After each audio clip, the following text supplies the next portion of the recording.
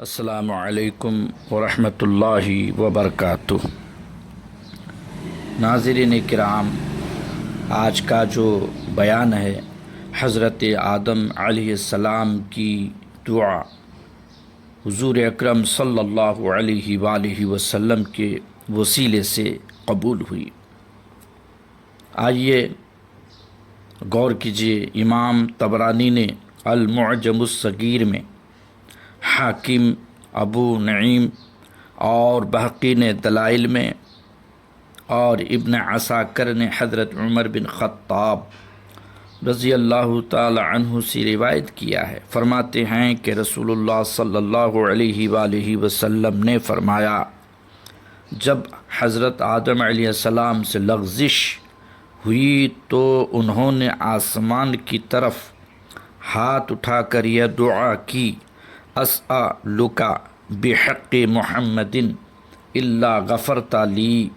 ترجمہ: اے اللہ، میں تجھ سے محمد صلی اللہ علیہ وآلہ وسلم کے وسیلہ سے سوال کرتا ہوں، کیا تو مجھے معاف نہیں فرمائے گا؟ اللہ تعالیٰ نے وحی فرمائی اور پوچھا، محمد کون ہے؟ حضرت آدم علیہ السلام نے عرض کی، تیرا اسم بڑا بابرکت ہے۔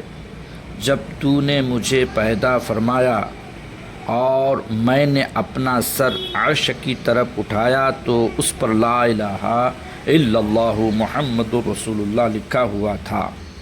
پس مجھے معلوم ہو گیا کہ اس ذات سے معزز تیری بارگاہ میں اور کوئی نہیں ہے جس کا نام تو نے اپنے نام کے ساتھ لکھا ہے۔ پس اللہ تعالیٰ نے حضرت آدم علیہ السلام کی طرف وحی فرمائی کہ اے آدم، یہ تیری اولاد سے آخری نبی ہے، اگر یہ نہ ہوتا تو میں تجھے بھی پیدا نہ کرتا۔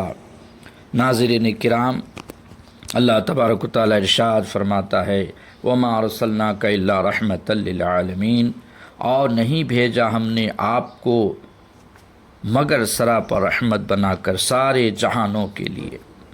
پارے 17 سورہ انبیاء آیت نمبر 107۔ حضور اکرم صلی اللہ علیہ وسلم فرماتے ہیں، انا من نور اللہ بکل خلائق من نوری، میں اللہ کے نور سے ہوں اور تمام مخلوق میرے نور سے ہیں۔ کیا شان احمدی کا چمن میں ظہور ہے، کیا شان احمدی کا چمن میں ظہور ہے، ہر گل میں، ہر شجر میں محمد کا نور ہے۔ اللہ تبارک و تعالیٰ قرآن پاک میں فرماتا ہے، قد جاءکم من اللہ نور و کتاب مبین، بے شک اللہ تعالیٰ کی طرف سے ایک نور آیا اور روشن کتاب۔ سورہ مائدہ آیت نمبر 15۔ اللہ تبارک و تعالیٰ حضور اکرم صلی اللہ علیہ وآلہ وسلم کے صدقے طفیل میں ہر ایک دعا کو قبول فرمائے، آمین ثم آمین۔ السلام علیکم ورحمۃ اللہ وبرکاتہ۔